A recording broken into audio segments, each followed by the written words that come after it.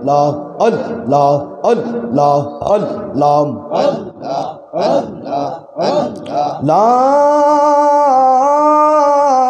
ইলাহা ইল্লাল্লাহু মুহাম্মাদুর রাসূলুল্লাহ সাল্লাল্লাহু আলাইহি ওয়াসাল্লাম লা ইলাহা ইল্লাল্লাহ লা ইলাহা লা ইলাহা ইল্লাল্লাহ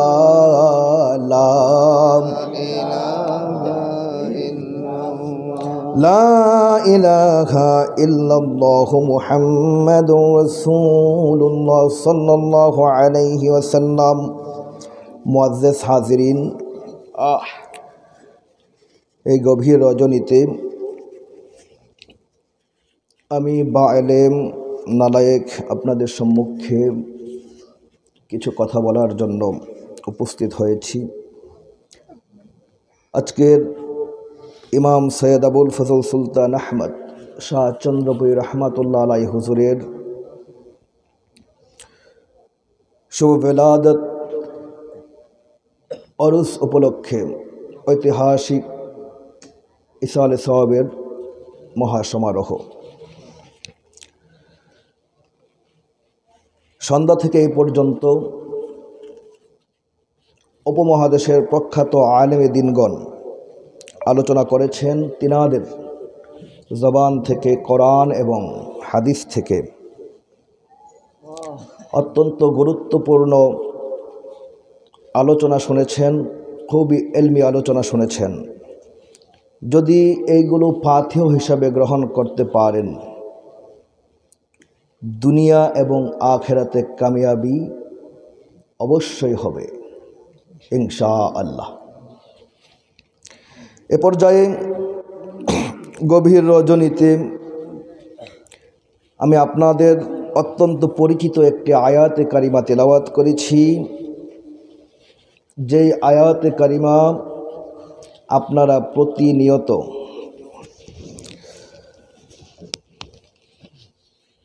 যে কোনো নামাজের মধ্যে পড়ে থাকেন। সূরা ফাতিহা থেকে ছোট্ট একটি আয়াতে কারিমা আমি পড়েছি, সকালে পড়ুন ইহদিনাস সিরাতাল মুস্তাকিম। আল্লাহ পাক রব্বুল আলামিন 5 ওয়াক্ত সহ সুন্নত, নফল, ওয়াজিব, ফরজ তো আছেই, যেই কোনো নামাজের মধ্যে সূরা ফাতিহাকে ম্যান্ডেটরি করেছেন, আবশ্যক করেছেন, ঠিক কিনা? এখানে আল্লাহ পাক রব্বুল আলামিন আমাদেরকে সদা সর্বদা তিনার কাছে চাইতে বলেছেন ইহদিনাস সিরাতাল মুস্তাকিম, মাবুদ আমাদেরকে সিরাতাল মুস্তাকিমের পথে দায়েম আর কায়েম রাখো। এই ইহদিনাস সিরাতাল মুস্তাকিম কোনটা, এই আলোচনা করতে গিয়ে আল্লাহ পাক রব্বুল আলামিন সূরা আনামের 153 নম্বর আয়াতের মধ্যে আল্লাহ পাক রব্বুল আলামিন বলেন ওয়া আন্না হাযা সিরাতি মুস্তাকিমা। এই যে সিরাতুল মুস্তাকিমের কথা আমি তোমাদেরকে বলেছি বারবার, যে আল্লাহ আমাদেরকে সদা সর্বদা সঠিক সরল সঠিক পথে চালাও। এটা কোনটা? ওয়া আন্না হাযা সিরাতুল মুস্তাকিম, এটা হলো সিরাতে মুস্তাকিমের পথ। তাফসীরের কিতাবের মধ্যে এসেছে, তাফসীরে ইবনে কাসির এই আয়াতে কারিমার তাফসীর করতে গিয়ে হাদিস কোট করেছেন আল্লামা ইবনে কাসির রহমাতুল্লাহি আলাইহি। মশহুর একটি হাদিস এনেছেন, আল্লাহর হাবিব সাল্লাল্লাহু আলাইহি ওয়াসাল্লাম একদিন সাহাবায়ে কেরামকে নিয়ে বসলেন। আল্লাহর হাবিব সাল্লাল্লাহু আলাইহি ওয়াসাল্লাম একটা রেখা টানলেন, ডানে কিছু রেখা, বামে কিছু রেখা। বিভিন্ন হাদিসে বিভিন্নভাবে এসেছে। কোনো হাদিসে এসেছে ডান পাশে 2টি রেখা, বাম পাশে 2টি রেখা। কোনো হাদিসে এসেছে ডান পাশে 1টি রেখা, বাম পাশে 1টি রেখা। আবার কোনো হাদিসে এসেছে 73টি রেখা টেনেছেন, একটা রেখা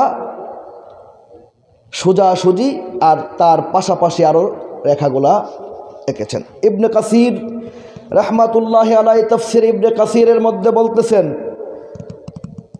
যে ইন্না হাযা সিরাতাল মুস্তাকিম, সিরাতুল মুস্তাকিমের পথ হলো একটা, সিরাতুল মুস্তাকিমের পথ হলো সোজা। ডাইনে বামে যত পথ আছে প্রত্যেকটা পথের মুখে শয়তানের বসবাস। এক সিরাতুল মুস্তাকিম, যে সিরাতুল মুস্তাকিম হলো হুজুরে আকরাম নূরে মুজাসসাম রাহমাতাল লিল আলামিন হুজুরে পুরুর সাল্লাল্লাহু আলাইহি ওয়াসাল্লাম থেকে টোটাল চেইন অফ কমান্ড হুজুরে পাক সাল্লাল্লাহু আলাইহি ওয়াসাল্লাম থেকে শুরু করে আমি এই মুহূর্তে কথা বলা পর্যন্ত যেই একটা চেইন অফ কমান্ড, এটা হলো সিরাতুল মুস্তাকিমের কমান্ড। কেন? আল্লাহ পাক রব্বুল আলামিন বলেন, বান্দা তুমি বলো ইহদিনাস সিরাতাল মুস্তাকিম, মাবুদ আমাকে সরল সঠিক পথের দিকে চালাও। তারপর আল্লাহ বলতেছেন সিরাতাল্লাযিনা আনআমতা আলাইহিম, সরল সঠিক পথ কোনটা? যেই পথে নেয়ামত প্রাপ্ত বান্দারা চলে গেছেন। কোন সুবহানাল্লাহ। নেয়ামত প্রাপ্ত বান্দা কারা? আল্লাহ পাক রব্বুল আলামিন বলেন নেয়ামত প্রাপ্ত বান্দা হলো তারাই নেয়ামত প্রাপ্ত বান্দা, আল্লাযীনা আনআমাল্লাহু মিনান নাবিয়্যিনা ওয়াস সিদ্দিকিনা ওয়াস শুহাদাই ওয়াস সালিহিন। চিৎকার দিয়ে বলুন সুবহানাল্লাহ। নেয়ামত প্রাপ্ত বান্দা হলো তারা, এক নাম্বার হলো নবীগণ, এক নাম্বার নবীগণ, দুই নাম্বার সিদ্দিকগণ, তিন নাম্বার শহীদগণ, চার নাম্বার হলো নবিয়িনা সিদ্দিকিনা ওয়াস শুহাদাই ওয়াস সালিহিন। দুনিয়ার জমিনের মধ্যে যারা সালেহ বান্দা রয়েছে, যাদের কথা আল্লাহ পাক রব্বুল আলামিন বলেছেন ইন্না রাহমাতাল্লাহি করিবুম মিনাল মুহসিনিন, তারাই সালেহ বান্দা যাদের কাছে আল্লাহর রহমত গচ্ছিত আছে। সালেহ বান্দা কারা? যাদের কাছে আল্লাহর রহমত গচ্ছিত। এই আয়াতে কারিমার তাফসীর করতে গিয়ে আল্লামা ইবনে কাসির রাহমাতুল্লাহি আলাইহি বলেন, আল্লাহর হাবিব সাল্লাল্লাহু আলাইহি ওয়াসাল্লাম যে রেখাগুলো টেনেছেন প্রত্যেকটা রেখার মধ্যে একটা একটা শয়তান বসা। শুধুমাত্র একটা সরল সঠিক পথ, একটা হলো সোজা পথ, যেই পথের মাধ্যমে তুমি এখান থেকে শুরু করে নূরে মুজাসসাম রাহমাতাল লিল আলামিন পর্যন্ত পৌঁছতে পারবা। আল্লাহর হাবিব সাল্লাল্লাহু আলাইহি ওয়াসাল্লামের দরবারে এই সরল সঠিক পথ খুঁজতে গিয়ে সাহাবায়ে কেরাম সর্বপ্রথম যে জিনিসটা শিক্ষা করেছেন, সাহাবায়ে কেরাম বলেন ফাতাআল্লামনাল ঈমানা ক্বাবলা আন নাতাআল্লামাল কুরআন, আমরা সর্বপ্রথম কোরআন শিখেছি, তার আগে আমরা ঈমান শিখেছি। কোরআন আগে না ঈমান আগে? একটু জবান খুলে বলবেন, কোরআন না ঈমান? সাহাবী বলেন ফাতাআল্লামনাল কুরআন ফাতাআল্লামনাল ঈমান ক্বাবলা আন নাতাআল্লামুল কুরআন সুম্মা তাআল্লামনাল কুরআনা ফাযাদাদনা বিহি ঈমানা, যখন প্রথম ঈমান শিখেছি তারপরে কোরআন শিখেছি, সেই কোরআনের মাধ্যমে আমাদের নিজের অন্তঃকরণকে আমরা ঈমানের ভরপুর করতে পেরেছি। ঈমানের মাধ্যমে যখন কোরআন শেখা হয়েছে, ঈমানের মাধ্যমে যখন কোরআনের দর্শ নেওয়া হয়েছে, ঈমান আগে এনে যখন কোরআনকে নিজের হৃদয়ঙ্গম করা হয়েছে, তখন সেই কোরআন দ্বারা বান্দার অন্তরের মধ্যে ঈমান মজবুত হয়, বান্দার অন্তরের মধ্যে ঈমানের নির্যাস পয়দা হয়। এই কোরআন শিক্ষা আমাদের মধ্যে আছে, কিন্তু ঈমান শিক্ষা না থাকার কারণে আমাদের সমাজের মধ্যে আজকে বিপদগামী যুবক তৈরি হয়েছে। ঠিক কিনা? এটা আমার কথা নয়। সহিহ বুখারীর মধ্যে বর্তমান জামানার মধ্যে ইন্টারনেটের যুগ। আপনারা কিছু বললে ইন্টারনেটের মধ্যে সার্চ দেন, আমিও আবার ডিজিটাল। এই ডিজিটাল জামানার মধ্যে ডিজিটাল হুজুর ছাড়া সুযোগ সহজ হয় না, একটু কঠিন হয়। দেখেন না, মুফাসসিরে কেরাম ওয়াজ করে গেছেন, ওয়াজ করতেছেন আর বলতেছেন আমি ভয় পাচ্ছি আপনারা বুঝতেছেন কিনা। কারণ কি? কারণ হলো আমরা এলমে দ্বীন থেকে নিজেদেরকে ফারেক করে ফেলেছি। আমাদের মধ্যে ওয়াজগুলোর মধ্যে ওয়াজের উদ্দেশ্য ঠিক নাই। আল্লাহ পাক রব্বুল আলামিন পবিত্র কালামে পাকের মধ্যে আল্লাহর হাবিবকে বলেন, হাবিব যাক্কির ফাইন্নাজ যিকরা তানফাউল মুমিনুন। হাবিব আপনি ওয়াজ করুন, যেই ওয়াজের মাধ্যমে মুমিনের অন্তরের মধ্যে উপকার হয়। কোন সুবহানাল্লাহ। ওয়াজের পদ্ধতি আল্লাহর হাবিব শিক্ষা দিয়ে গেছেন কি জান নাই? একটু জবান খুলে বলেন, জান নাই? ওয়াজ করতে হবে যেই ওয়াজের মাধ্যমে মুমিনের অন্তরের মধ্যে নফা হয়, মুমিন যেন কবর, হাসর, ফুলসিরাতের ধরপাকড় থেকে বাঁচতে পারে। ঠিক কিনা বলেন? আল্লাহর হাবিব বলেন বুখারী শরীফের মধ্যে 3611 নম্বর হাদিস, আল্লাহর হাবিব হুজুর আকরাম নূরে মুজাসসাম রহমাতাল লিল আলামিন ডাক দিয়া বলেন, উম্মত আখিরি জামানার মধ্যে ফিতনা ফাসাদের যুগ হবে। আখিরি জামানের মধ্যে ওই ঈমান দিয়ে কোরআন যাচাই করা হবে না। কারণ ঈমান দিয়ে কোরআন যাচাই না হওয়ার কারণে আল্লাহ পাক রব্বুল আলামিন পবিত্র কালামে পাকের মধ্যে ইরশাদ করতেছেন, কোরআন হলো হুদাল লিল মুত্তাকিন, মুত্তাকিনের জন্য হেদায়েত। আবার আল্লাহ পাক রব্বুল আলামিন বলতেছেন এটা সেই কোরআন যেই কোরআন পড়ার মাধ্যমে আল্লাহ পাক রব্বুল আলামিন বলেন এই কোরআন দ্বারা কেউ কেউ পথভ্রষ্ট হবে, কেউ কেউ গুমরাহ হবে, কেউ কেউ আবার হেদায়েত প্রাপ্ত হবে। কোরআন দ্বারা গুমরাহ হয় না? কোরআন পড়ে গুমরাহ হচ্ছে না? কোরআন পড়ে, কোরআন তেলাওয়াত করে গুমরাহ হচ্ছে কেন? কারণ কোরআন বলতেছে আমি সামগ্রিক মানুষের জন্য কোরআন ঠিক আছি, সমস্ত জীবন বিধান হিসাবে ঠিক আছি, সমাজনীতির জন্য কোরআন আমি ঠিক আছি, অর্থনীতির জন্য কোরআন আমি ঠিক আছি, রাষ্ট্রনীতির জন্য কোরআন আমি ঠিক আছি, কিন্তু হেদায়েতের জন্য শুধুমাত্র মুত্তাকিনদের জন্য আছি। হেদায়েত সবার জন্য নয়। যদি হেদায়েত কোরআন দ্বারা সবাই হতো, তাহলে কোরআনে পাকের তাফসীর করতে গিয়া কোরআনের মধ্যে লিখতো না, কোরআন তাফসীর করতে গিয়া লিখতো না যে আল্লাহর হাবিব সাল্লাল্লাহু আলাইহি ওয়াসাল্লাম নবুয়তের ত্রুটি বিচ্যুতির কারণে আল্লাহ পাকের কাছে ক্ষমা প্রার্থনা করতে বলেছেন। আল্লাহ পাক রব্বুল আলামিন বলেন, কিছুক্ষণ আগে হুজুর ওয়াজ করে গেছেন ডক্টর কফির উদ্দিন সরকার সালেহী, আল্লাহ পাক রব্বুল আলামিন বলেন যে হাবিব আমার, দোস্ত আমার, ইয়া রাসূলুল্লাহ সাল্লাল্লাহু আলাইহি ওয়াসাল্লাম, আপনার আগেও কোনো নাই, পরেও কোনো ত্রুটি বিচ্যুতি নাই। আর মৌলবী এইখানে কোরআনের মধ্যে ডাক দিয়া বলতেছে কোরআন তাফসীর করে কিভাবে কোরআন দ্বারা মানুষ পথভ্রষ্ট হয়। এখানে তাকিয়ে দেখুন, কোরআনের মধ্যে বলতেছে 234 পৃষ্ঠা, তাফসীরের নাম বলবো না, পরে বলবো, তাফসীরের নাম পরে বলবো, আগে আমি আপনাকে তাফসীর শোনাচ্ছি। তাফসীরের মধ্যে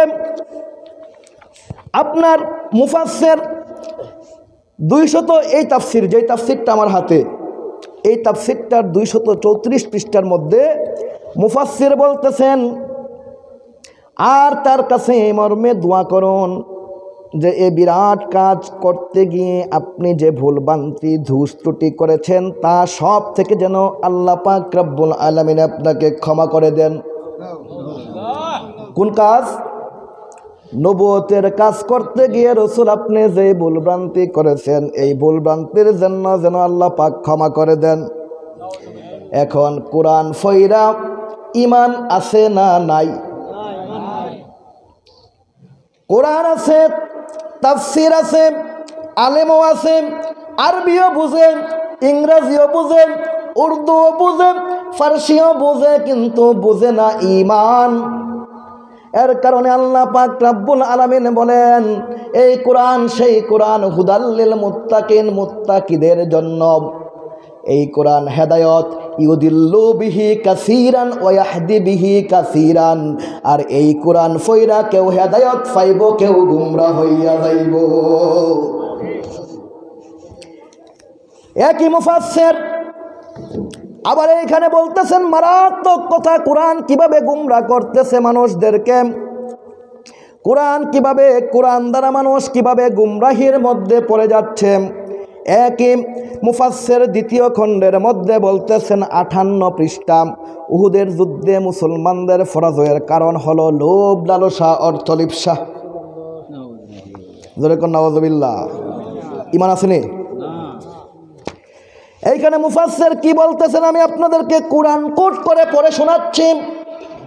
উহুদের যুদ্ধে মুসলমানদের পরাজয়ের একটা বড় কারণ ছিল এই যে, ঠিক বিজয়ের মুহূর্তেই ধন সম্পদ লোভ, ধন সম্পদের লোভ তাদের উপর প্রাধান্য বিস্তার করে বসে।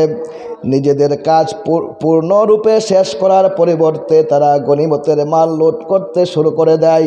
তাই মহাজ্ঞানী আল্লাহ পাক রব্বুল আলামিন এই অবস্থায় সংশোধনের জন্য অর্থলিপ্সার উৎসের মুখে বাধা অপরিহার্য গণ্য করেছেন। সুদ খাওয়া পরিহার করার নির্দেশ দিয়েছেন। এই সুদ ব্যবসা মানুষকে দিনরাত কেবল নিজ নিজ লাভ ও লাভ বৃদ্ধির হিসাবে ব্যস্ত থাকে।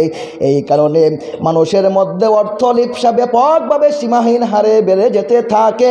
যে সমাজে সুদের প্রচলন থাকে সেখানে সুদখোরের কারণে দুই ধরনের নৈতিক রোগ দেখা দেয়।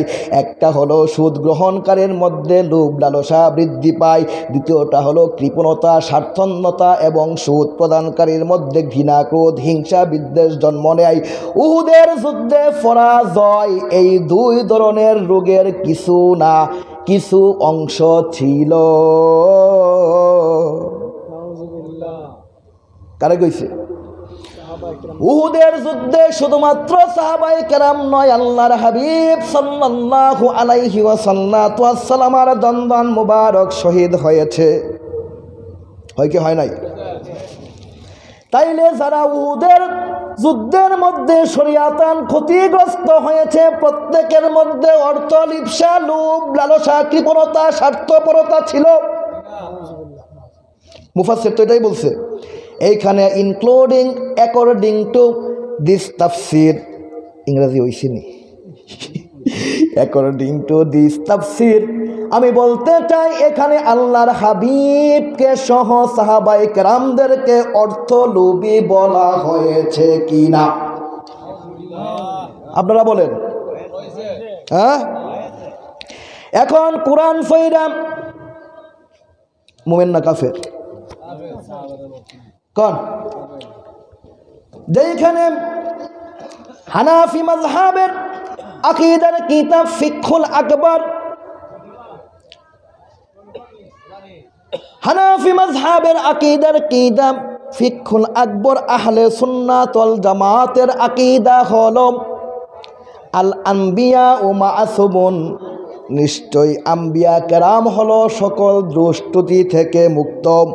যদি কোনো ব্যক্তি কোনো আম্বিয়ার ব্যাপারে দোষ ত্রুটি লিপিবদ্ধ করে, যদি কোনো ব্যক্তি কোনো আম্বিয়ার ব্যাপারে দোষারোপ করে ওনার মধ্যে এই দোষ এই দোষ এই দোষ ছিল, তাহলে কি ওই ব্যক্তির মধ্যে ঈমান আছে না নাই? এটা কি আমার কথা নাকি সুন্নাতুল জামাতের কথা? আহলে সুন্নাত ওয়াল জামাত বলেন আম্বিয়া কেরামের দোষ নাই। মৌলবী কয় স্বয়ং রসুলের ওই দোষ আছে, অন্যরার তো আছেই। এই মৌলবীর যদি একটা কইরা 50টা কুফুরি আমার কাছে লিপিবদ্ধ আছে, তার মধ্যে দু একটা নজির শুধু দেখাইলাম।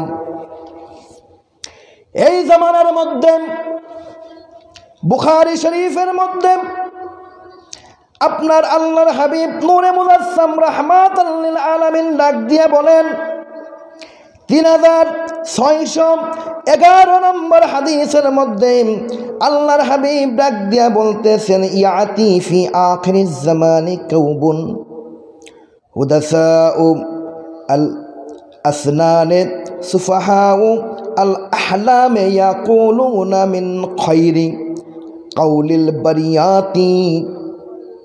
আল্লাহর হাবিব বলেন শেষ জামানার মধ্যে একদল যুবক বের হইব। কি যুবক? একদল যুবক বের হইব যাদের কথা হবে সমিষ্ট, কিন্তু তাদের সাথে ইমানের সম্পর্ক হইব তীর আর ধনুকের মতো, যেমনে ফাঁকির সাথে সম্পর্ক থাকে। কথা সমিষ্ট কিন্তু ইমানের সাথে সম্পর্ক কি? তীর ধনুকের মতো, যেমনে পাখির সাথে। আল্লাহর হাবিব বলেন ধনুক যেভাবে পাখিকে বেদ করে চলে যায়, ধনুকের আগার মধ্যে কোনো প্রকার রক্তের ছিটা ফোঁটা থাকে না, তীরের আগার মধ্যে কোনো প্রকার রক্তের ছিটা ফোঁটা থাকে না।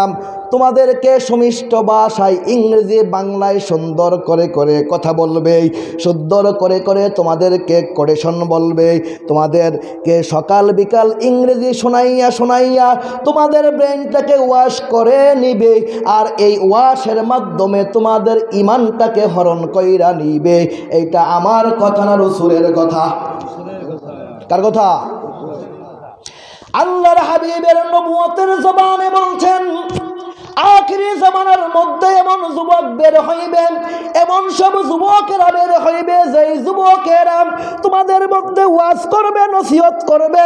তোমাদের মধ্যে আমি অনেকগুলো হাদিসকে একসাথে মিশ্রণ কইরা বলতেছি, তোমাদের মধ্যে ওয়াজ করবে, নসিহত করবে, কিন্তু উম্মত উম্মত জেনে রাখো, জেনে রাখো, তারা জাহান্নামের দরজার মধ্যে দাঁড়াইয়া দাঁড়াইয়া তোমাদেরকে ডাকবে, আসো দিনের পথে আসো।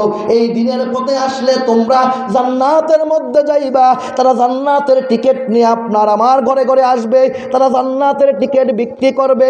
তাদের ব্যাংকে যদি অ্যাকাউন্ট খোলেন জান্নাতি হইবেন, তাদের দলে যদি ভোট দেন জান্নাতি হইবেন, তাদের দলের মধ্যে অংশগ্রহণ করলে জান্নাতি হইবেন, আর নয়তো সব জাহান্নামে যাইবেন। শোনেন নাই? জান্নাতি দল, যেই দলের মধ্যে যোগ দিলে জান্নাত। আল্লাহর হাবিব সাল্লাল্লাহু আলাইহি ওয়াসাল্লাম বললেন সাতাফতারিকু উম্মতি আলা 73 মিল্লাতান কুল্লুহুম ফিন্নার ইল্লা মিল্লাতান ওয়াহিদান। একটা ছাড়া সমস্ত দল জাহান্নামে, জাহান্নামে, জাহান্নামে। সাহাবায়ে কেরাম বলল ইয়া রাসূলুল্লাহ, কারা তারা যারা একমাত্র দল নাজাতি দল, নাজাতি দল?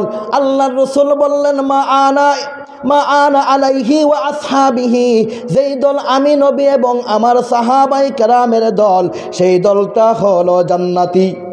ঠিক কিনা? এই হাদিস আমি ঠিক কিনা কেন বলছি? এই হাদিস তো আজকের থেকে শোনেন নাই, শুনতে শুনতে বুড়া হয়েছেন, ঠিক না? এখন আল্লাহর হাবিব সাল্লাল্লাহু আলাইহি ওয়াসাল্লাম ডাক দিয়ে বলেন উম্মত দুআউহু আলা আবওয়াবি জাহান্নাম, তারা জাহান্নামের দরজায় দাঁড়াইয়া তোমাদেরকে ডাকবে, টুপি পরবে, জুব্বা লাগাবে, দাড়ি থাকবে, কোরআন থাকবে, হাদিস থাকবে, ফালাসফা থাকবে, সুন্দর সুন্দর বক্তব্য থাকবে, কিন্তু তাদের সাথে ইমানের সম্পর্ক থাকবে না। তাদের তেলাওয়াত এমন হইবে তোমার তেলাওয়াত হবে না মনে হবে, তাদের নামাজ এমন হবে তোমার নামাজ হবে না মনে হবে, তাদের রুকু সেজদা এমন হবে তোমার রুকু সেজদা হবে না মনে হবে, তাদের রোজা এমন হবে তোমার রোজা হবে না মনে হবে। তোমার সমস্ত ইবাদত নিয়ে তোমরা হাউতাস করতে থাকবা, কি ইবাদত করলাম, কি ইবাদত করলাম। কিন্তু মনে রাখো উম্মত, তাদের এই কোরআন তেলাওয়াত তাদের কণ্ঠনালীর নিচে প্রবেশ করবে না, করবে না, করবে না। তাদের কোরআন তেলাওয়াত শুধুমাত্র আওয়াজ হবে, তাসির হবে না। কারণ এই কোরআন তেলাওয়াত করেই তো রাসূলরে বলতাছে অর্থলিপসা, ঠিক কিনা? এই কোরআন তেলাওয়াত করেই তো বলতাছে যে আল্লাহর রাসূলের আগে পরের গুনাহ যা করছে নবুয়তের প্রচার প্রসার করতে গিয়ে যা করেছে তাগুলাকে কি করত, তার জন্য আল্লাহর দরবারে ক্ষমা চাইত। এখন আসেন আল্লাহর হাবিব সাল্লাল্লাহু আলাইহি ওয়াসাল্লাম ডাক দিয়া বলেন, মা আনা আলাইহি ওয়া আসহাবিহি, আমি নবীর এবং আমার সাথে আমার সাহাবায়ে কেরামের সাথে যারা থাকবে তারা কি জান্নাতি। মোল্লা আলী কারি রহমাতুল্লাহ আলাইহি মিশকাতের শরামের কাতের মধ্যে বলতেছেন, হুম আহলে সুন্নাত ওয়াল জামাআত, সেই দলটার নাম হলো আহলে সুন্নাত ওয়াল জামাআত। সবাই কয় না আহলে সুন্নাতুল জামাতের অনুসারী আমরা। আসেন একটু আহলে সুন্নাতুল জামাতের অনুসারীগুলোরে দেখি যে আহলে সুন্নাতুল জামাতের অনুসারী যে তারা কেমনে। আল্লাহ রসুল কি বলছেন, মা আনা আলাইহি ওয়া আসহাবিহি, আমি রসুল এবং আমার সাহাবায়ে কেরামের সাথে যারা আছে তারা কি জান্নাতি। এখন যেই লোক যেই দল নিজেদেরকে আহলে সুন্নাত ওয়াল জামাত দাবি করতেছে, এই দলের এক হুজুর আয়েশা বলতেছে, হাসরের ময়দানে আল্লাহর রসুল ফেলায়া তাকাইয়া থাকবো, আমার হিসাব ডাইনে হবে না বামে হবে, নেকের পাল্লা বাড়ি হবে না বদের পাল্লা বাড়ি হবে। এই হুজুর আরেক হুজুর আইয়া কইতাছে, শবে বরাতের রাত্রে ইবাদত বন্দেগী করা, আর ওইটা কইলাম না, ওইটা সবাই জানেন। এমন নিকৃষ্ট ভাষা একটা আপনার ফজিলতপূর্ণ রাতকে নিয়ে কোনো বিধর্মীয় তো বলতে পারে না। এখন এই দলের হুজুরাইয়া কইতেছে, আমরা আহলে সুন্নাত ওয়াল জামাত, যেই রসুল দোষী, যেই রসুলের কোনো ক্ষমতা নাই, যেই রসুল ফেল কইরা তাকাইয়া থাকবে হাসরের ময়দানে, ওই রসুলের উম্মত হইয়া তারা সুন্নি হইতে পারবো নি। দীর্ঘদিন আগে কইছে যে নূরের নবী তালাক, গায়েব জানে নবী তালাক, হাজের নাজের নবী তালাক। আমরাও কই, আমরা এতদিন বৈশা ছিলাম এইটা নিয়াই, এতদিন তো আল্লাহর রসুলের পক্ষ থেকে আমাদের কাছে তোমাদেরকে তালাকের সংবাদ আইছে, আর আজকা তোমরা নিজেরাই তোমরা রসুলকে তালাক দিছ, ঠিক কিনা? রসুলকে তালাক দিয়া যে কোনো ব্যক্তি ইমানদার থাকতে পারেনি। এখন ওই হুজুর আইয়া কইতেছে, ওই হুজুররা আইয়া কইতেছে, যেখানে আল্লাহর রসুল ডাক দিয়া বলেন তিনটা যুগ শ্রেষ্ঠ। কয়টা? তিনটা যুগ শ্রেষ্ঠ। একটা হইল আমার যুগ, একটা আমার যুগ, একটা সাহাবার যুগ, একটা তাবির যুগ।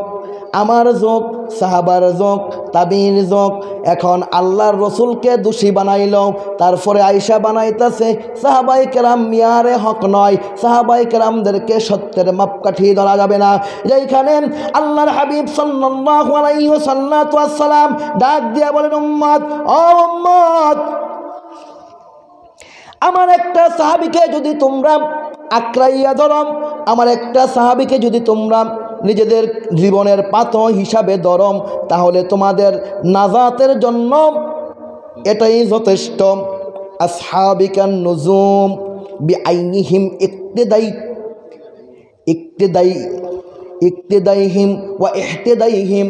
তোমরা যদি কোনো একজন সাহাবীর ইক্তেদা করো তাহলে তোমরা হেদায়েত পাইবা। আল্লাহর হাবিব যখন শরীয়তের পর্দার মধ্যে চলে গেলেন, তার পূর্বে 1,25,000 সাহাবায়ে কেরামের মধ্যে যেই কোনো একজন ব্যক্তিকে যদি তোমরা আঁকড়ে ধরো উম্মত, তাহলে হেদায়েত আছে না নাই? আহলে সুন্নাত ওয়াল জামাতের আকীদা হলো,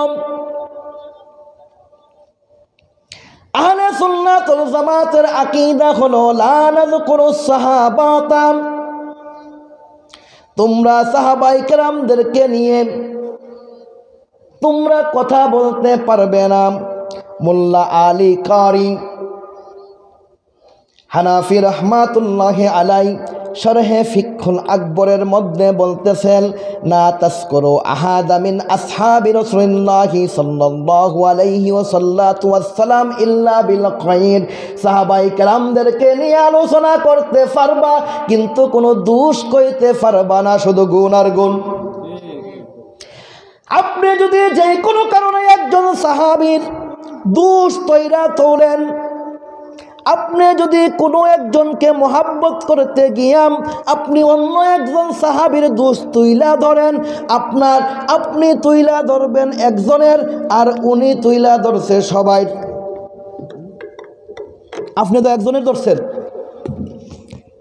আপনি একজন সাহাবীর দিকে আঙ্গুল তুলছেন আর এই হুজুর আমি যাই কয়টা আমি নোট করছি 1 2 3 4 5 6 7 8 9 জায়গায় সাহাবীর 9 জন সাহাবীকে নিয়ে উনি কি করছে, আপনার দোষ ধরছে। আপনি তো ধরছেন একজনের। আপনি যদি একজন সাহাবীর দোষ ধরেন আমি আপনাকে সব সাহাবীর দোষ ধরে দিব। আসেন কেমনে দোষ ধরে দেখেন। এখানেও কিতাবের নাম এখন বলবো না, আরও পরে বলবো। কিতাবের 99 পৃষ্ঠার মধ্যে উনি লিখতেছেন, পৃষ্ঠা নাম্বার কত, 99 মধ্যে উনি লিখতেছেন, কিন্তু দুর্ভাগ্যবশত তৃতীয় খলিফা হজরতে উসমান রাদিয়াল্লাহু তাআলা আনহুর ক্ষেত্রে ইস্পিত মানদণ্ড বজায় রাখতে সক্ষম হননি। কিঞ্চিতভাবে তিনি মানদণ্ডের মধ্যে থাকেন নাই। তারপর আবার এই কিতাবের 106 পৃষ্ঠার মধ্যে একই হুজুর কইতাছেন যে কিন্তু তারপরে হজরতে উসমান রাদিয়াল্লাহু তাআলা আনহু তার স্থলাভিষিক্ত হয়ে ধীরে ধীরে এ নীতি থেকে দূরে সরে যান। মানে হজরতে উসমান রাদিয়াল্লাহু তাআলা আনহু নীতি বহির্ভূত কাজ করছেন। তারপরে আবার একই কিতাবের মধ্যে এই কিতাবের 115 পৃষ্ঠার মধ্যে এই হুজুর বলতেছেন যে হজরত উসমান রাদিয়াল্লাহু তাআলা আনহুর নীতির এদিকটি নিঃসন্দেহে ভুল ছিল। আর ভুল কাজ ভুলই, তা যে কেউ করুক না কেন বাসার মারপেস তাকে সঠিক প্রমাণের চেষ্টা করার বুদ্ধিবৃত্তি ইনসাফের দাবি নয়, এবং কোনো সাহাবীর ভুলকে ভুল বলে স্বীকার না করা দ্বীনেরও দাবি হতে পারে না। এইখানে কিতাবের মধ্যে হযরত উসমান রাদিয়াল্লাহু তাআলা আনহুর ভুল ধরছে, হযরত আলী রাদিয়াল্লাহু তাআলা আনহুর ভুল ধরছে, হযরত আয়েশা সিদ্দিকা রাদিয়াল্লাহু তাআলা আনহার ভুল ধরছে। মিনিমাম 9 থেকে 10 জন সাহাবীর ভুল আপনার আমার সামনে তুলে ধরছে। আপনি তো ধরছেন একজনের। এখন কোন ভুল ধরা যাবে কি যাবে না? যাবে। কারণ আল্লাহ পাক রব্বুল আলামিন বলেন, মুহাম্মাদুর রাসূলুল্লাহি ওয়াল্লাযীনা মাআহুম আশিদ্দাউ আলাল কুফফার রুহামাউ বাইনাহুম রুকআস সুজদা। আল্লাহ পাক রব্বুল আলামিন বলেন মুহাম্মাদুর রাসূলুল্লাহ সাল্লাল্লাহু আলাইহি ওয়াসাল্লামের সাথে সাহাবায়ে কেরাম যারা রয়েছেন তাদেরকে আল্লাহ পাক রব্বুল আলামিন ইমতিহান নিয়েছেন, তাদেরকে আল্লাহ পাক রব্বুল আলামিন পরীক্ষা নিয়েছেন। পরীক্ষা নিয়ে আল্লাহ পাক রব্বুল আলামিন ডাক দিয়া বলতেছেন, দুনিয়ার মানুষ শোনো শোনো শোনো, রিদওয়ানুল্লাহি তাআলা আলাইহিম আজমাইন, আমি আল্লাহ পাক রব্বুল আলামিন তাদের প্রতি রাজি এবং খুশি, আর তারাও আমার প্রতি রাজি এবং খুশি। সুবহানাল্লাহ। তাইলে সাহাবীর ইমতিহান আপনি নিবেন আমি নিব নাকি আল্লাহ নিছেন? আল্লাহ যার পরীক্ষা নিয়ে পাস করাইয়া দিছেন, আল্লাহ পাক রব্বুল আলামিন কইতাছেন আমি যার পরীক্ষা নিছি, আমি পরীক্ষক হইয়া আমি তাকে পাস করাইছি, আর পরীক্ষার্থী হইয়া ওই পরীক্ষার্থী আমি এক্সামিনারের প্রতিও খুশি, আমিও পরীক্ষার্থীর প্রতি খুশি। আপনি আমি কোন ক্ষেত্রের মূলা তার দোষ ধরব? কি করতে পারবেন না? তাই আল্লাহ পাক রব্বুল আলামিন বলেন ইহদিনাস সিরাতাল মুস্তাকিম, সরল সঠিক পথের দিকে যাও, সরল সঠিক পথের দিকে থাকো। সরল সঠিক পথের মধ্যে থাকার জন্য আমার কাছে চাও। আর সরল সঠিক পথ কোনটা? যে পথের মধ্যে আমি রাসূল ছিলাম, আমি রাসূল ছিলাম, আমার সাহাবায়ে কেরাম ছিল, আমার তাবিঈনগণ ছিল, তাবিঈনগণ ছিল। এইটা হলো সরল সঠিক পথ। এইখানে আকীদার কিতাবের মধ্যে আসছে সাহাবীদের মধ্যে দোষ ধরা যাবে না, আল্লাহ রাসূলের কোনো দোষ ছিল না, আম্বিয়া কেরামের কোনো দোষ ছিল না। কিন্তু আপনি মৌলবী ইমানদার দাবি কইরা আহলে সুন্নাতুল জামাতের মধ্যে নিজেকে দাবি কইরা আহলে সুন্নাতুল জামাতের একজন মানুষ দাবি কইরা আপনি কিভাবে রাসূলুল্লাহকে ভুল ধরেন, সাহাবীকে ভুল ধরেন? আপনার মধ্যে কি ঈমান আছে না নাই?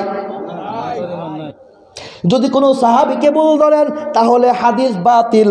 আপনি যেই সাহাবীর ক্ষেত্রে ভুল ধরছেন, হযরত আবু বকর সিদ্দিক রাদিয়াল্লাহু তাআলা আনহু থেকে শুরু করে যত দেখেন, আপনার হযরত ওমর ফারুক রাদিয়াল্লাহু তাআলা আনহুর ব্যাপারে ভুল ধরেছেন, হযরতে ওসমান গনি জিন্নুরাইনের ব্যাপারে ভুল ধরেছেন, হযরতে আয়েশা সিদ্দিকা রাদিয়াল্লাহু তাআলা আনহার ব্যাপারে ভুল ধরেছেন, হযরতে আমির মুআবিয়া রাদিয়াল্লাহু তাআলা আনহুর ব্যাপারে ভুল ধরেছেন।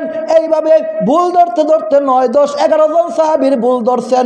এখন আপনাদেরকে আমি একটা প্রশ্ন করি, কোনো ব্যক্তির মধ্যে যদি কোনো প্রকার দোষ ত্রুটি কিলোকাল থাকে, কোনো প্রকার দাজ্জাল কাজ্জাব হয়, তার মধ্যে যদি মানে আদালত না থাকে, তার মধ্যে যদি ন্যায়পরায়ণতা না থাকে, ওই ব্যক্তি থেকে হাদিস গ্রহণ করা যাবে কি যাবে না? যাবে।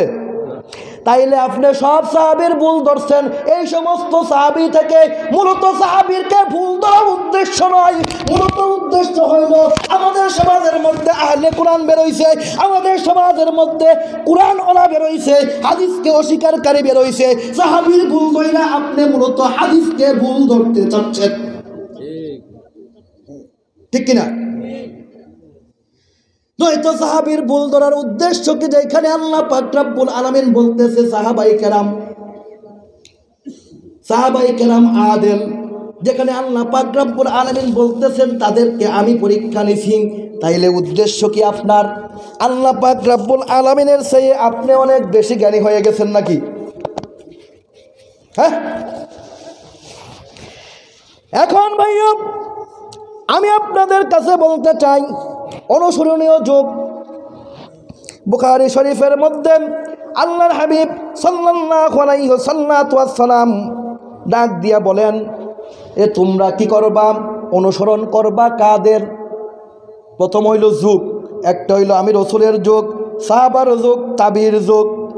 আল্লাহর হাবিব বুখারীর হাদিসের 6695 পৃষ্ঠার 6695 নম্বর হাদিসের মধ্যে আল্লাহর হাবিব বলতেছেন, খায়রুল কুরুনি সুম্মাল্লাযিনা ইয়ালুনাহুম সুম্মাল্লাযিনা ইয়ালুনাহুম সুম্মাল্লাযিনা ইয়ালুনাহুম।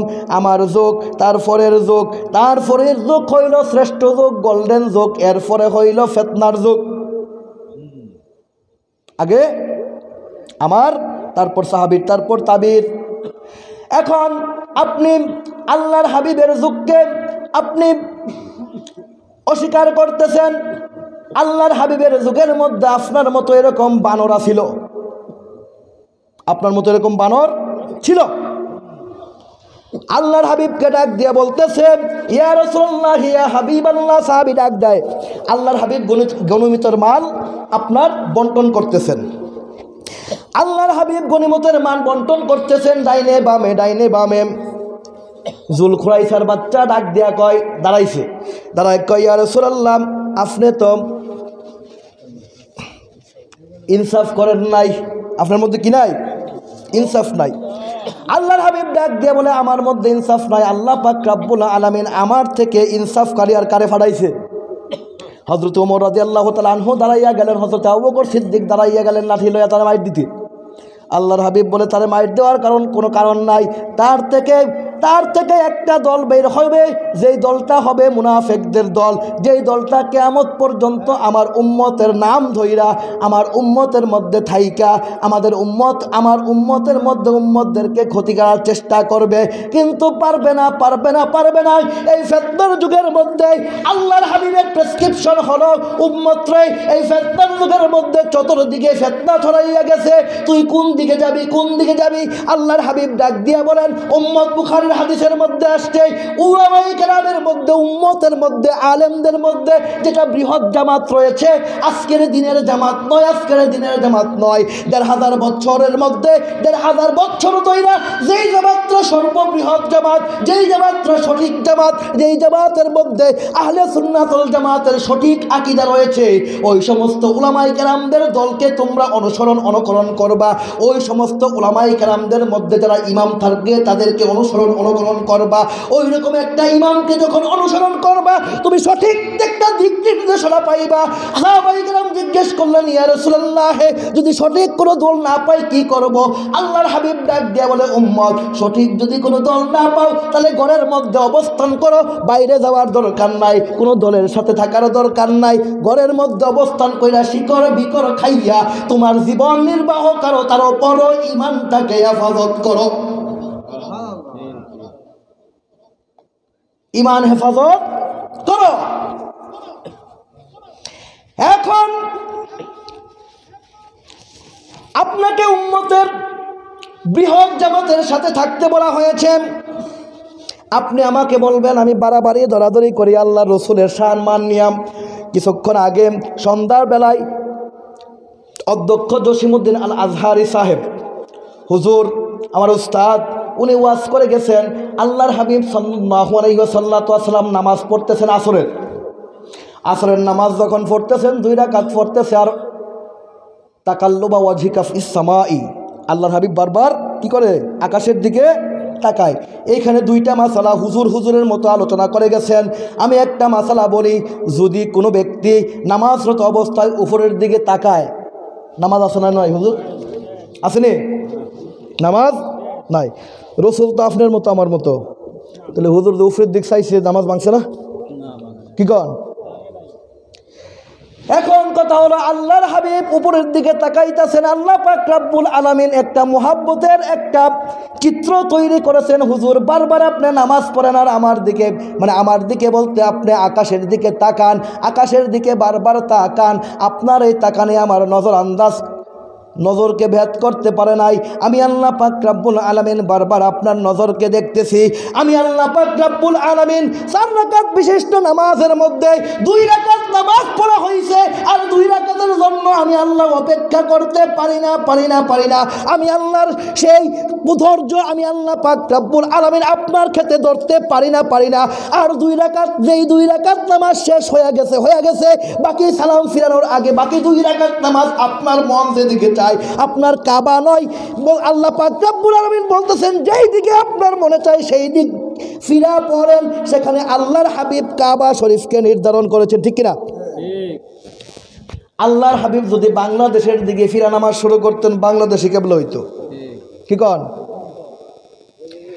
তাইলে আমি বেশি বাড়াবাড়ি করলাম নাকি আল্লাহ করলো? কে করলো? বাড়াবাড়ি আমি করছি না মাওলা করছে? এখন আপনি কোন? আমি বাড়াবাড়ি করছি? আমি বাড়াবাড়ি করছি। আল্লাহর হাবিব সাল্লাল্লাহু আলাইহি ওয়াসাল্লাম ওনার রক্ত মুবারক ঝরেছেন, সেই রক্ত মুবারক ওদের যুদ্ধে মালিক বিন সিনান পান কইরা ফেলছেন। আল্লাহর হাবিব সাল্লাল্লাহু আলাইহি ওয়াসাল্লামের সেই রক্ত মুবারককে উনি মাটিতে পড়তে দিবেন না, কোথাও ফেলতে দিবেন না। সেই রক্ত পান কইরা আল্লাহর হাবিবের রক্তকে নিজের পেটের মধ্যে রাখছেন। সাধারণ মানুষের রক্ত খাওয়া হারাম, সাধারণ ব্যক্তির রক্ত পান করা জায়েজ নাই। যদি কেউ হালাল মনে কইরা পান করে তাইলে ঈমান ফইলা যাবে। সেইখানে মালিক বিন সিনান রক্ত মুবারক নিজে পান কইরা ফেলছেন। আল্লাহর হাবিব ডাক দিয়া বলেন নাই যে এই মালিক বিন সিনান তুমি তো হারাম কাজ করেছো, তওবা করো। সেই কথা না বইলা আল্লাহর হাবিব ডাক দিয়ে বলতেছেন, মালিক বিন সিনান রে, কিয়ামত পর্যন্ত তোর রসুলের মধ্যে যারা আসবে তার কোনো পেটের ফিরা হইবে না, এবং কিয়ামত পর্যন্ত তোর রসুলের মধ্যে যারা আসবে তাদের মধ্যে কোনো পেটের রোগ হইবে না। আর তুই মালিক বিন সিনানের জন্য স্পেশাল একটা সুসংবাদ আছে, তোর পেটের মধ্যে আমি রাসূলুল্লাহর রক্ত মুবারক ঢোকার কারণে তুই এই জমিন থেকে জান্নাতের সার্টিফিকেট পাইয়া পৃথিবী থেকে বিদায় নেওয়ার সুসংবাদ পাইলি। ওমা দুশে গুণে না। এক মৌলবী দেখেন, আমি একটারও নাম কমু না, পরে কমু। এই মৌলবী কইতাছে যে রসুল আমাদের মতো এমন, উনি রক্তে মাংসে গড়া সাধারণ মানুষ, এবং তিনি কোনো অতিমানব নয়, অতিমানব নয়। কি লেখে দেখেন, এই সমস্ত লেখা দেখলে 12 পৃষ্ঠা, এই কিতাবের 12 পৃষ্ঠার মধ্যে মৌলবী কইতাছে কোনো একটা দলের আপনার মনে করেন যে খুব বড় লিডার, এই লিডার কইতাছে বর্তমান উম্মতের মধ্যে, উম্মতে মুহাম্মদের মধ্যে সবচেয়ে বড় রোগ হইল নবীর সঠিক মর্যাদার বোঝার অভাব। বর্তমান যুগের মানুষের মধ্যে, উম্মতে মুহাম্মদের মধ্যে সবচেয়ে বড় রোগ হইল নবীর সঠিক মর্যাদা বোঝার অভাব। আল্লাহ তাআলা নবীকে যে মর্যাদা দিয়েছেন সেই মর্যাদা হলো নবীর প্রকৃত পজিশন। আমরা আসুন জানি, কোরআন থেকে বুঝবার চেষ্টা করি যে আল্লাহ পাক রব্বুল আলামিন নবীকে কি পজিশন দিয়েছেন। এ বিষয়ে পয়লা কথা হলো, নবী অন্যান্য মানুষের মতোই একজন মানুষ ছিলেন, তিনি অতিমানব ছিলেন না। হুজুর ওই যে আমার উস্তাদ বলে গেছিল না, সৎ লোকের শাসন চাই, কোরআনের আইন চাই। তারা এইভাবে কোরআনের আইন প্রতিষ্ঠা করবে, রসুলের উপরে দোষারোপ কইরা, সাহাবাইয়ের উপরে দোষারোপ কইরা তারা কোরআনের আইন প্রতিষ্ঠা করবে, ঠিক না? এখন আসেন, আল্লাহর হাবিব ডাক দিয়ে বলতেছেন, আল্লাহ সাহাবী কি করছে? রক্ত পান করছে। আল্লাহর হাবিব হারাম কর নাই। আল্লাহর হাবিব কি বলছেন? যে আমার রক্ত মুবারক পান করছো, তোমার ফেটে ফিরা তো হইব না, কিয়ামত পর্যন্ত তোমার বংশধরের মধ্যে যারা আছে কারোর ফেটের রোগ হইব না, এমনকি তোমার জন্য জান্নাতের সার্টিফিকেট হয়ে গেল। আল্লাহর হাবিব হুজুরে পূর্ণর সাল্লাল্লাহু আলাইহি সাহাবায়ে কেরাম কিভাবে করতেন? আল্লাহর হাবিব হুজুরে পূর্ণর সাল্লাল্লাহু আলাইহি ওয়াসাল্লাম আর ঘাম মুবারক, আমার আপনার ঘাম, আমার আপনার ঘামের গন্ধে আপনার আমার বিবিও কাছে আসে না, ঠিক না? আর আল্লাহর হাবিব সাল্লাল্লাহু তাআলা আলাইহি ওয়াসাল্লামের ঘাম মুবারক জমা করার জন্য শিশি লইয়া হুজুরের সাথে সাথে সাহাবীরা ঘুরত। হ্যাঁ, আল্লাহর হাবিব সাল্লাল্লাহু তাআলা আলাইহি ওয়াসাল্লাম যখন কাশ মুবারক দিতেন, শ্রেজা মুবারক বের হতো, ওনার শ্রেজা মুবারক মাটির মধ্যে পড়তে দিতেন না, হাতে নিয়ে মুখে, গলায়, বুকে মাখা শুরু করত। সাহাবায়ে কেরাম যেইভাবে আল্লাহর রসুলকে মোহাব্বত করেছে, যেইভাবে ভালোবাসিছে, আমি আপনি কিয়ামত পর্যন্ত এইভাবে ভালোবাসা সম্ভব। তারা যেই বাড়াবাড়ি করছে, আমরা অত দূর পর্যন্ত যাইতে পারবো না। কেমনে? শেষের দিকে বলে যাই সাহাবীকে, এক সাহাবী নতুন বিবাহ করেছে, বিবাহ কইরা সাহাবী ভাসর ঘরে যাবে, এখনো বাসরে যান নাই। ঠিক ওই মুহূর্তে এলান হয়ে গেল যুদ্ধে যেতে হবে। যুদ্ধে যখন যেতে হবে, সাহাবী করলেন কি, বাসরের দিকে না গিয়া উনি গেলেন নিজের যুদ্ধের পোশাক পরলেন। পয়রা মনে হয়েছে যে বিয়া তো একটা করছিলাম, দেহা তো হয় নাই, এলে কেমনি কি, যাক একটু বিবির থেকে বিদায়টা নিয়ে আসি, যেহেতু বিবাহ করছি একটু বিদায়টা নিয়ে যাই। এখন সাহাবী বিবির কাছে গেছে, গিয়া কই, বিবি গো, তোমাকে তো বিয়ে করছি, বিয়ে করার কারণে আমার উপরে তোমার কিছু হক হয়েছে, আমি এখন তোমার হক আদায় করার জন্য প্রস্তুত না। আমি বিবাহ করার সাথে সাথে এলান হয়ে গেছে আল্লাহর হাবিব নূরে মুজাসসাম রাহমাতাল লিল আলামিন, ওনার নুরানি জবানের মাধ্যমে আমাদেরকে যুদ্ধের জন্য এলান করে দিয়েছেন। আমি যুদ্ধের পোশাক পরে ফেলেছি, আমি যুদ্ধে যাব, তোমার সাথে দেখা নাও হতে পারে। এখন কি দেখা নাও হতে পারে?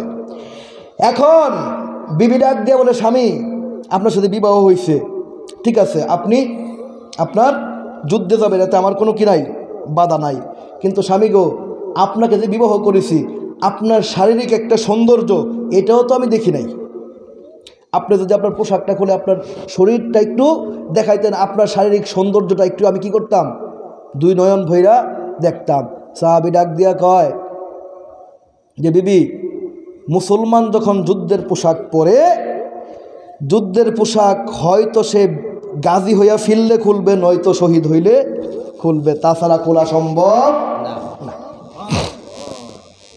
এখন বিবি ডাক দিয়া কয়, স্বামী তাহলে আপনি একটু হাত তোলেন, আমার সাথে সাথে আমিন আমিন কন। বিবি দুইটা হাত তুইলাম, দোয়া করতেছে, আল্লাহ আমার স্বামীকে নেককার বান্দা হিসাবে কবুল করো। স্বামী কয় আমিন।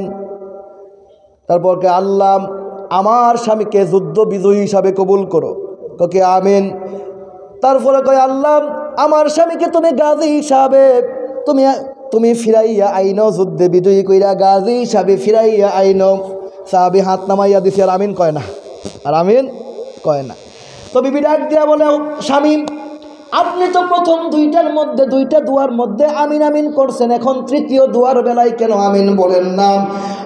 আল্লাহর নবীর সাহাবী ডাক দিয়া বলে, বিবিগণ বিবি তোমাকে আমি এই কথাটা জানাই নাই, কিন্তু এমন এক মুহূর্ত তৈরি হয়ে গেছে তোমাকে না জানাইয়া উপায় নাই। আল্লাহর হাবিব নূরে মুজাসসাম রাহমাতাল লিল আলামিন তিনার নবুয়তের জবানে আমাকে বলে দিয়েছেন, আমি যুদ্ধের মধ্যে যাইব, সেইখানে শহীদ হইব আর ফিরে আসবো। আমি যাই না সই না নতুন দুলা হইয়া আমি যুদ্ধের মধ্যে যাইতেছি। আল্লাহর হাবিব যেহেতু বলছেন আমি শহীদ হব, অবশ্যই শাহাদাত বরণ করব, এতে কোনো সন্দেহ নাই। আপনার মসজিদের মৌলবী, আমার মসজিদের মৌলবী, আপনার ফিসাব যদি কয় কালকে তোমার এই ক্ষতিটা হইব, আপনি কইবেন আপনি কি ক্ষুধা হইছেন নাকি? কিন্তু আল্লাহর নবীর সাহাবীরা এমন ছিলেন, হুজুর যেই কথাটা বলতেন এই কথাটা অক্ষরে অক্ষরে বিশ্বাস করতেন। কারণ কি? আল্লাহ পাক রব্বুল আলামিন বলেন, মা ইয়ান্তিকু আনিল হাওয়া ইন হুয়া ইল্লা ওয়াহিয়ু ইউহা। রাসূল কোনো কথা বলেন না যতক্ষণ পর্যন্ত না আমি আল্লাহ পাক রব্বুল আলামিন বলতে বলি। এইটা কোরআনের আয়াত হোক, এইটা হাদিসের কথা হোক, এইটা বিবির সাথে কথা হোক, এইটা যুদ্ধের ময়দানে কথা হোক, এইটা উঠার সময় কথা হোক, বসার সময় কথা হোক, ডানে কথা হোক, বামে কথা হোক, কোনো কথার ব্যাপারে আল্লাহ বলেন নাই এই কথা না ওই কথা। আল্লাহ পাক রব্বুল আলামিন বলেছেন, হাবিব গো আমার হাবিব সেই পর্যন্ত কোনো কথা বলেন না। কোনো কথা মানে কোনোই না, মানে আপনার উঠা বসা, খাওয়া দাওয়া, স্ত্রী সন্তান সন্ততি, যুদ্ধ, আপনার কোরআন হাদিস তাফসীর যা কিছু আছে সমস্ত কিছুর ইলহাম আল্লাহর হুকুমের মাধ্যমে আল্লাহর হাবিবের নবুয়তের জবান দ্বারা প্রকাশ পায়। সুবহানাল্লাহ। কোরআন তো এটাই বলছে নাকি, মা ইয়ান্তিকু আনিল হাওয়া ইন হুয়া ইল্লা ওয়াহিয়ু ইউহা। আমার হাবিব কতক্ষণ পর্যন্ত কোনো কথা বললেন না যতক্ষণ পর্যন্ত আমি আল্লাহ বলতে আদেশ না করি। তাইলে এখন বলতে আদেশের কথা কি কইছে যে কোরআনের আয়াতের কথা নাকি হাদিসের কথা, বিবির কথা, বাচ্চার কথা, চলার কথা, ফেরার কথা, এগুলো বলছে যে এইটি বাদে সব কথাই আল্লাহ পাক রব্বুল আলামিনের হাবিবের জবান মুবারক হলো আল্লাহ পাক রব্বুল আলামিনের এলান। সুবহানাল্লাহ। যে কোনো কথা। তাই ইমাম মালিক রাদিয়াল্লাহু তাআলা আনহু উনি আল্লাহর হাবিব সাল্লাল্লাহু তাআলা আলাইহি ওয়াসাল্লামকে এইভাবে অনুসরণ করতেন।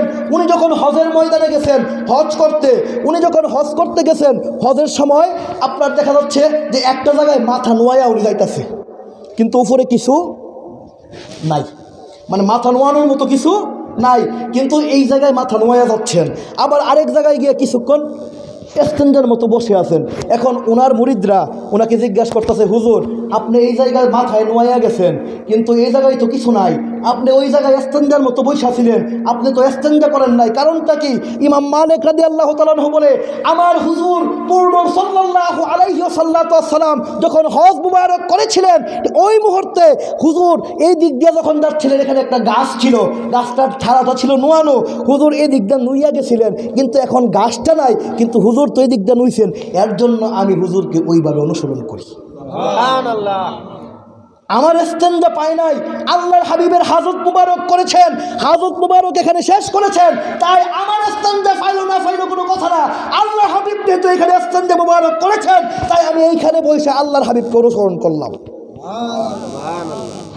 আপনি আমি কতটুকু করছি? ইয়া নবী সালাম আলাইকা দাঁড়াই গেলে আমরা অনেক কিছু করে ফেলছি মনে হয়, জি না? তাইলে আল্লাহর হাবিব সাল্লাল্লাহু তাআলা আলাইহি ওয়াসাল্লামের অনুকরণ বলে না, যে বলে আপনার কোরআনের আয়াত বলে যে কুল ইন কুনতুম তুহিব্বুনাল্লাহ ফাত্তাবিউনি ইউহিব্বুকুমুল্লাহ। হ্যাঁ, কুল ইন কুনতুম তুহিব্বুনাল্লাহ ফাত্তাবিউনি ইউহিব্বুকুমুল্লাহ। এই আয়াত দ্বারা আল্লাহর হাবিবের মুহাব্বতের কথা বলে নাই, অনুসরণের কথা বলছে। দেখেন আল্লাহর হাবিব সাল্লাল্লাহু তাআলা আলাইহি সাল্লাম বলতেছেন, লা ইউমিনু আহাদুকুম, প্রসিদ্ধ হয় সবাই মুখস্থ করেন না, লা ইউমিনু আহাদুকুম হাত্তা আকুনা হাব্বা ইলাইহি মিন ওয়ালিদিহি ওয়া ওয়ালাদিহি ওয়ান নাসি আজমাইন। এই হাদিস থেকে মুহাদ্দিসিন কিরাম, মুফতিনে আযম আপনার ফতোয়া নিয়েছে, আলা লা ঈমান আলিমান মুহাব্বত লাহু, যেই ব্যক্তির মধ্যে আল্লাহ রসুলের মহাব্বত নাই ওই ব্যক্তির মধ্যে ঈমান নাই, যেই ব্যক্তির মধ্যে আহলে বায়াতের মহাব্বত নাই এই ব্যক্তির মধ্যে ঈমান নাই, যেই ব্যক্তির মধ্যে আল্লাহর হাবিবের তাজিম নাই এই ব্যক্তির মধ্যে ঈমান নাই। আপনার যদি মুহাব্বত করেন তাহলে তাজিমও থাকবে, মুহাব্বত করলে অনুসরণও থাকবে। এখন আপনি কোন সুন্নি হয়েছেন, সুন্নত মানেন না। আরে ভাই, সুন্নি মানে আপনার সুন্নত মানা নয়, সুন্নি হইল আকীদা, যে আকীদা আল্লাহ রাসূল থেকে সাহাবায়ে কেরাম পেয়েছেন, যে আকীদা সাহাবায়ে কেরাম থেকে তাবিঈনগণ পেয়েছেন, যে আকীদা তাবিঈন থেকে তাবিঈনগণ পেয়েছেন, যে আকীদা তাবিঈনগণ থেকে আইম্মে মুজতাহিদিনগণ পেয়েছেন, যে আকীদা ইমাম জাফর সাদিকের ছিল, যে আকীদা মুজাদ্দিদ আল-ফসালির ছিল, যে আকীদা শাহাদুল আলী ইয়ামানি মুজাদ্দিদের ছিল, যে আকীদা খাজা বাবার ছিল, যে আকীদা আল্লাহর ওলিগণের ছিল, এটার নাম আহলে সুন্নাত ওয়াল জামাত, এটার নাম ইহদিনাস সিরাতাল মুস্তাকিম। এইটা হলো আল্লাহ পাক রব্বুল আলামিনের নির্ধারিত পথ। এই পথের ভিতরে থাকলে সুন্নি, নয়তো বাতিল। সুবহানাল্লাহ। আপনার আমার মুখের কথা এই আপনার যুক্তি পরামর্শ দিয়া তো হবে না, নিজের শরীরের হেডম দিয়া হবে না, রাজনীতি দিয়া হবে না, টাকা দিয়া হবে না, আপনাকে থাকতে হবে অতওয়া জিরুহু অতওয়া কিরুহু বুকরাতা ওয়া আসিলা। আপনার মধ্যে আদব, এনকেসারি, আজিজি, মোহাব্বত, আপনার মধ্যে কি থাকতে হবে? সর্বপ্রথম আল্লাহর হাবিব সাল্লাল্লাহু তাআলা আলাইহি ওয়াসাল্লাম বলেন, সর্বশেষ আখিরি কালাম আল্লাহর হাবিব সাল্লাল্লাহু তাআলা আলাইহি ওয়াসাল্লাম ইরশাদ ফরমান, তোমার সন্তানদেরকে তুমি তিনটা জিনিস সর্বপ্রথম শিক্ষা দিবা। কয়টা? তিনটা। সবাই এই হাদিসটাকে ফলো করবেন। সন্তানদেরকে প্রথমে তিনটা জিনিস শিক্ষা দিবেন। এক নাম্বার, হুব্বুন নাবিয়্যুকুম, তোমার নবীর মহব্বত। সুবহানাল্লাহ। সর্বপ্রথম শিক্ষা কি? তোমার নবীর মহব্বত। দুই নাম্বার হলো হুব্বে আহলে বায়াত, আহলে বায়াতের মহব্বত। রাসূলুল্লাহর মহব্বত জানি কিন্তু আহলে বায়াতের মহব্বত জানি না, তাহলে ইমানের মধ্যে গলত আছে। আল্লাহ রসুল যেমন নামাজের অংশ, আহলে বায়াত নামাজের অংশ। আল্লাহ রসুল যেমন ইমানের অংশ, আহলে বায়াত ইমানের অংশ। একটার থেকে আরেকটা জুদা করার কোনো সুযোগ নাই। এইগুলো নিয়ে বাড়াবাড়ি দরাদরিরও কোনো সুযোগ নাই। আহলে বায়াতকে নিয়ে কেউ বাড়াবাড়ি করলে হবে শিয়া, কেউ সারাসারি করলে হবে খারিজি। ঠিক কিনা বলেন? ওই তো বাড়াবাড়িও করা যাবে না, সরাসরিও করা যাবে না। আমরা উম্মাতা ওয়াসিতা, আমরা মধ্যপন্থা অবলম্বন করব। আল্লাহর হাবিব বলেছেন মহব্বত করতে হবে, আমরা মহব্বত করব। যদি এই মহব্বতের কারণে আপনি আমাকে শিয়া বলেন তাহলে আমি শিয়া, কিন্তু আপনার কথা মতো যদি আহলে বায়াতকে মহব্বত করতে গিয়া কোন সাহাবীকে গালি না দেয়, এর জন্য যদি আপনি খারিজি বলেন তাহলে আমি খারিজি। কথা ঠিক কিনা? সারাসারি দরাদরির কোনো সুযোগ নাই। এর জন্য তিনটা জিনিস সব সময় রাখতে হবে। একটা হইল আদব, আরেকটা হইল মোহাব্বত, আরেকটা হইল ইবাদত। এই তিনটা জিনিস যখন আপনার মধ্যে থাকবে, আপনার মধ্যে শুধুমাত্র আদব থাকলেই বাকি দুইটা জিনিস চলে আসবে। আদব যখন থাকবে, কারণ আজকে আমাদের থেকে বিধর্মীরা আদবটা উঠাইয়া নিছে কিভাবে? আমাদের মৌলবীদের দিয়া। আপনার ইমাম বুখারীর কিতাব খুব পড়ে, বুখারী শরীফ পড়ে, কিন্তু আদাবুল মুফরাদের তারা কি করে? আদাবুল মুফরাদের প্রচার করে, কিন্তু আদাবুল মুফরাদের মধ্যে ইমাম বুখারী রাহমাতুল্লাহ আলাইহি সহিহ সনদে কদম মুসির হাদিস আনছে, কিন্তু এইটাকে তারা অস্বীকার করে। এইটাকে অস্বীকার করে, এইটাকে বেদাত বলে, কদম মুসি করাকে হারাম বলে, নাজায়েজ বলে। এইটা বইলা কি করছে? আল্লাহর হাবিব বলছেন যে উম্মত তোমাদের মধ্যে, তোমরা আমার উম্মতের অন্তর্ভুক্ত নয়। কখন? যখন কি যে লাম ইয়ারহাম সাগীরানা ওয়া ইয়াফিক কবীরানা ফালাইসা মিন্নি, যেই ব্যক্তি ছোটদেরকে স্নেহ করে না, বড়দেরকে সম্মান করে না, ওই ব্যক্তি আমার উম্মতের অন্তর্ভুক্ত নয়।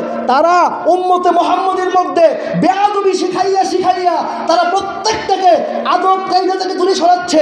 তার প্রথম এজেন্ডা ধরছে কদম মুসিবাত দাও, এই সুন্নাত, এটাকে হারাম প্রমাণ করছে। যেই ব্যক্তি, যেই সন্তান আপনার পায়ে চুমা দিবে, সেই সন্তান আপনার চোখের দিকে তাকাইয়া কখনো বেয়াদবি করবে না। হ্যাঁ মেয়া সকালবেলা আপনার ফায়া সোমা দিয়া একটু পরে উঠটা দাঁড়ায় কই বোঝা হই গালি দিবে কিন্তু আপনার আমার মধ্যে বেয়াদবি শিখানোর জন্য ইনপুট করার জন্য ইহুদের থেকে টাকা খাইয়া আল্লাহর হাবিব সাল্লাল্লাহু তারা শিরকের যে একটা ব্যবসা আছে শিরকের প্রোডাক্ট আল্লাহর হাবিব সাল্লাল্লাহু তাআলা আলাইহি সাল্লাম বলছেন যে আমি আমার উম্মতের মধ্যে শিরকের বই করি না, আমি বই করি তারা টাকার লোভে ফইরা ঈমান বিক্রি করবে। আল্লাহ পাক রব্বুল আলামিন আমাদের সবাইকে কবুল করুক। আল্লাহ পাক রব্বুল আলামিন আমাদেরকে সঠিক আহলে সুন্নাত ওয়াল জামাতের আকীদা বোঝার তৌফিক এনায়েত করুক। আল্লাহ পাক রব্বুল আলামিন ইহদিনাস সিরাতাল মুস্তাকিমের পথে থাকার তৌফিক দান করুক। আমরা ইহদিনাস সিরাতাল মুস্তাকিমের পথ কোনটা জেনেছি?